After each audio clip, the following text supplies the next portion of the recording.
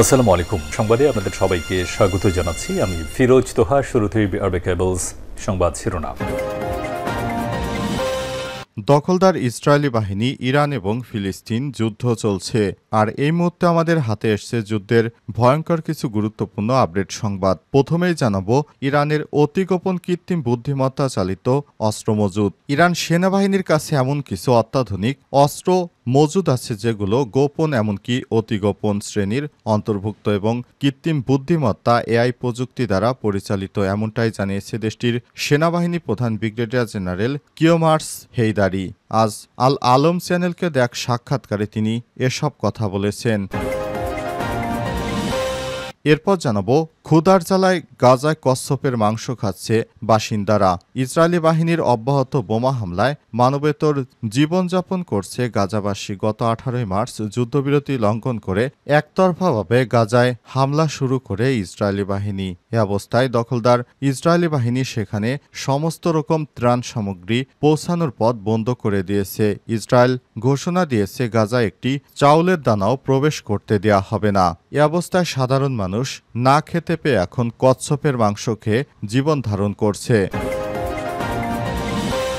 এদিকে যুক্তরাষ্ট্রে অবস্থানরত ইসরায়েলি সেনার বিচার চাইল এইচআরএফ। যুক্তরাষ্ট্রে অবস্থানরত ইসরায়েলি সেনা ইউভাল শাটেলকে গাজা উপত্যকায় যুদ্ধ অপরাধের অভিযোগে গ্রেপ্তার ও বিচারের মুখোমুখি করার আহ্বান জানিয়েছে মানবাধিকার সংগঠন হিন্দ রাজাব ফাউন্ডেশন। এদিকে ভারতীয় পুলিশ সদস্যকে গুলি করে হত্যা করল তারই সহকর্মী। ভারতের বিহার রাজ্যে সহকর্মী পুলিশ সদস্যকে গুলি করে হত্যা করেছে পুলিশের এক সদস্য। রাজ্যের পশ্চিমবঙ্গ চম্পারণ জেলায় নিহত ওই পুলিশ কনস্টেবলের নাম সোনু কুমার। তিনি কাইমুর জেলার বাসিন্দা। স্থানীয়রা জানিয়েছে নিজেদের মধ্যে কথা কাটাকাটির জেরে তাদের মধ্যে সংঘর্ষের ঘটনার পর সহকর্মীকে গুলি করে হত্যা করল পুলিশ সদস্য। এ অবস্থায় ওই পুলিশ সদস্যকে গ্রেপ্তার করা হয়েছে। এবং সর্বশেষ জানাবো সৌদি যাচ্ছেন নরেন্দ্র মোদী। সৌদি আরবে যুবরাজ ও প্রধানমন্ত্রী মোহাম্মদ বিন সালমানের আমন্ত্রণে 2 দিনের সফরে রিয়াদ যাচ্ছেন ভারতের প্রধানমন্ত্রী নরেন্দ্র মোদী। আগামী 22-23 এপ্রিল এই সফর অনুষ্ঠিত হবে বলে জানিয়েছে ভারতের পররাষ্ট্র মন্ত্রণালয়। 3য় মেয়াদে প্রধানমন্ত্রী হিসেবে এটি মোদীর প্রথম সৌদি সফর। প্রিয় দর্শক, এতক্ষণ শুনছিলেন সংবাদ শিরোনাম, এবারে বিস্তারিত। তবে তার আগে বন্ধুরা অনুরোধ থাকবে এই সংবাদটিতে একটি লাইক দিন। এই চ্যানেলে আপনি নতুন হয়ে থাকলে আমাদের সংবাদটি দেখতে দেখতে চ্যানেলটি সাবস্ক্রাইব করে রাখুন, যাতে করে বন্ধুরা আমাদের পরবর্তী লেটেস্ট আপডেট সংবাদগুলো সবার আগে আপনার কাছে পৌঁছে যায়। কমেন্ট করে বন্ধুরা আপনার মূল্যবান মতামত জানিয়ে দিন। আর গাজা যুদ্ধে আপনি যদি নিরীহ ফিলিস্তিনিদের ভালোবেসে থাকেন বন্ধুরা, কমেন্টে ইয়েস লিখে বিশ্ববাসীকে জানিয়ে দিন আপনি বিশ্বের কোন দেশ থেকে আমাদের সঙ্গে রয়েছেন। ইরানের অতি গোপন কৃত্রিম বুদ্ধিমত্তা চালিত অস্ত্র মজুদ। ইরান সেনাবাহিনী এমন কিছু অত্যাধুনিক অস্ত্র ধারণ করেছে যেগুলো গোপন এমনকি অতি গোপন শ্রেণীর অন্তর্ভুক্ত এবং কৃত্রিম বুদ্ধিমত্তা এআই প্রযুক্তি দ্বারা পরিচালিত, এমনটাই জানিয়েছে দেশটির স্থলবাহিনী প্রধান ব্রিগেডিয়ার জেনারেল কিওমার্স হেইদারি। আজ আল আলম চ্যানেলকে দেয়া এক সাক্ষাৎকারে তিনি বলেছেন, আমাদের হাতে এমন কিছু অস্ত্র আছে যেগুলো এখনও জনসম্মুখে প্রকাশ করা হয়নি কৌশলগত কারণে, কিন্তু সেগুলো সম্পূর্ণরূপে সক্রিয় এবং ব্যবহারের উপযোগী। তিনি আরও জানান, ইরাক যুদ্ধ 1980 থেকে 1988 পরবর্তী সময়ে ইরানের স্থলবাহিনীর মধ্যে একটা আমূল পরিবর্তন এনেছে আমরা, যেখানে বাহিনীটি এখন একটি গতিশীল, আধুনিক ও দ্রুত হস্তক্ষেপে সক্ষম শক্তিকে রূপান্তরিত হয়েছে। হেইদারি আরও বলেছেন, আজকের দিনে আমাদের ইউনিটগুলো দ্রুত গতিতে মোতায়েন হতে পারে, উচ্চমাত্রার অভিযানে সক্ষম এবং প্রতিক্রিয়াশীল। তিনি আরও জানান, বাহিনীটির নজরদারি এবং সীমান্ত নিরাপত্তা নিশ্চিত করতে সবচেয়ে উন্নত প্রযুক্তি ব্যবহার করা হচ্ছে। তিনি আরও বলেছেন, ইরানের বিভিন্ন সীমান্ত অঞ্চলে 10টি ডিভিশন মোতায়েন করা হয়েছে যেগুলো গোয়েন্দা এবং প্রতিরক্ষা দিক থেকে সম্পূর্ণ সক্ষম। তবে এর মানে এই নয় যে সব ধরনের হুমকি দূর হয়ে গেছে, বরং এটি একটি প্রতিরোধমূলক পদক্ষেপ যা স্থায়ী নিরাপত্তা নিশ্চিত করার উদ্দেশ্যে নেওয়া হয়েছে। গত বছরের শেষ ৩ মাসে বাহিনীটি দেশের পূর্ব পশ্চিম উপকূলীয় এলাকায় ৩টি বৃহৎ সামরিক মহড়া পরিচালনা করেছে বলেও জানান তিনি। দখলদার ইসরায়েলি বাহিনীকে শেষ করতে এরকম একটি সুসজ্জিত বাহিনী রয়েছে ইরানের, সেটি অত্যন্ত গর্বের একটি বিষয় মুসলিম বিশ্বের জন্য। ক্ষুধা জ্বালায় কচ্ছপের মাংস খাচ্ছে গাজাবাসী। ইসরায়েলি বাহিনীর অব্যাহত বোমা হামলায় মানবেতর জীবনযাপন করছে গাজাবাসী। গত 18 মার্চ যুদ্ধবিরতি লঙ্ঘন করে একতরফা হামলা শুরু করার আগে থেকেই গাজায় ত্রাণ প্রবেশ বন্ধ করে দেয় দখলদার বাহিনী। এমন পরিস্থিতিতে ক্ষুধার জ্বালায় কিছু গাজাবাসী প্রোটিনের বিরল উৎস হিসেবে সামুদ্রিক কচ্ছপ খাওয়ার দিকে ঝুঁকছেন। খোসা ছাড়ানোর পর মাংস কেটে সিদ্ধ করে পেঁয়াজ, গোলমরিচ, টমেটো এবং মশলার মিশ্রণে রান্না করা হচ্ছে কচ্ছপ। কচ্ছপের মাংস রান্না করতেই মাজিদা কানান নামের এক গাজাবাসী বলেছেন, বাচ্চারা কচ্ছপকে ভয় পেত, তাই আমরা তাদের বলেছিলাম এটি বাছুরের মাংসের মতোই সুস্বাদু। তাদের মধ্যে কেউ কেউ খেয়েছে, আবার কেউ খায়নি। এর চেয়ে ভালো কিছু বিকল্প পাওয়া যাচ্ছে না। এবং এ নিয়ে তৃতীয়বারের মতো 61 বছর বয়সী কানান তার পরিবারের জন্য কচ্ছপের মাংস রান্না করছেন। এখন থেকে তারা প্রতিনিয়তই সমুদ্রের পাড়ে গিয়ে কচ্ছপ সংগ্রহ করে তারপর সেগুলো খেয়ে জীবন ধারণ করছেন। ইসরায়েলি হামলায় বাস্তুচ্যুত হয়ে তারা যখন দক্ষিণ গাজার বৃহত্তম শহর খান ইউনুসের একটি তাঁবুতে বাস করছেন। কানান আরও বলেছেন, কোনো খোলা ক্রসিং নেই এবং বাজারে কিছু নেই।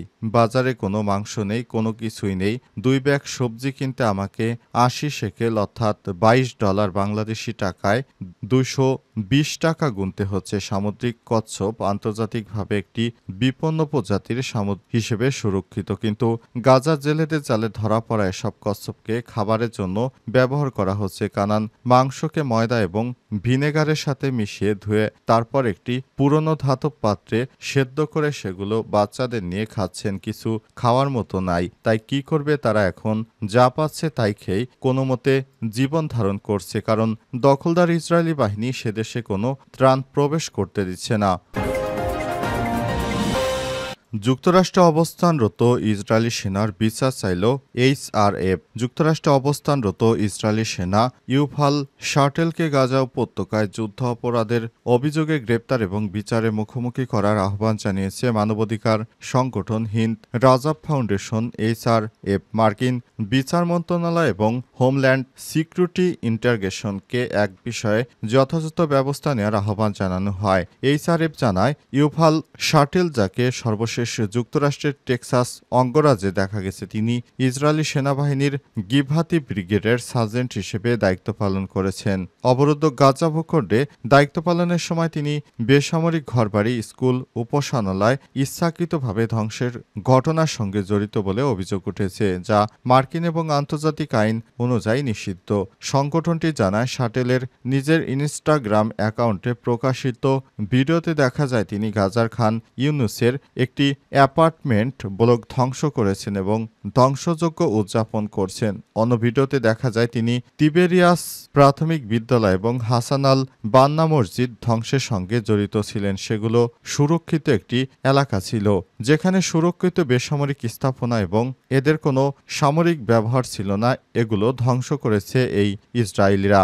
বেলজিয়াম ভিত্তিক এই মানবাধিকার সংগঠনটি গত বছর গঠিত হয় এবং বিশ্বের বিভিন্ন প্রান্তে আইনজীবী এবং অধিকার কর্মীদের একত্রিত করেছে, যাতে সামাজিক মাধ্যমে ইসরায়েলি সেনাদের শেয়ার করা আপত্তিকর এবং মানবতা বিরোধী কন্টেন্ট ব্যবহার করে তাদের বিরুদ্ধে আইনি পদক্ষেপ গ্রহণ করা যায়।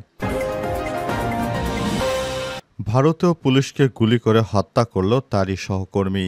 ভারতের বিহার রাজ্যে সৌকারীকে গুলি করে হত্যা করেছে আরেক পুলিশ। রাজ্যের পশ্চিম চম্পারণ জেলায় নিহত ওই পুলিশ কনস্টেবলের নাম সোনু কুমার তিমু। তিনি কাইমুর জেলার বাসিন্দা। রোববার স্থানীয় কর্মকর্তারা জানিয়েছে। ভারতীয় সংবাদ মাধ্যম এনডিটিভি বলছে, এই ঘটনার পর অভিযুক্তকে গ্রেপ্তার করা হয়েছে। তার নাম সর্বজিৎ কুমার। তিনি নিজেও কনস্টেবল ছিলেন। তাদের দুইজনই পশ্চিমবঙ্গের চম্পারণের জেলা শহর বেত্তিয়ার পুলিশ লাইনে পোস্টিংয়ে ছিলেন। সাংবাদিকদের সঙ্গে কথা বলতে গিয়ে চম্পারণ রেঞ্জের ডিআইজি শরকিশোর রায় বলেছেন, ঘটনাটি গতরাতে পুলিশ লাইনে ঘটেছে। প্রাথমিক তদন্তে জানা গেছে যে কিছু তুচ্ছ বিষয় নিয়ে তাদের মধ্যে ঝগড়া বাঁধে। সোনু কুমারকে নিজের সার্ভিস রিভলভার দিয়ে সর্বজিৎ গুলি করে হত্যা করে ঘটনাস্থলে সোনুর মৃত্যু হয়েছে। অভিযুক্ত কনস্টেবল সোনু কুমারকে হত্যার পর সার্ভিস রিভলভার দিয়ে ভবনের ছাদে উঠে যায়। পরে তাকে আটক করা হয়েছে। পুলিশ এই ঘটনার তদন্ত শুরু করেছে। এই ঘটনায়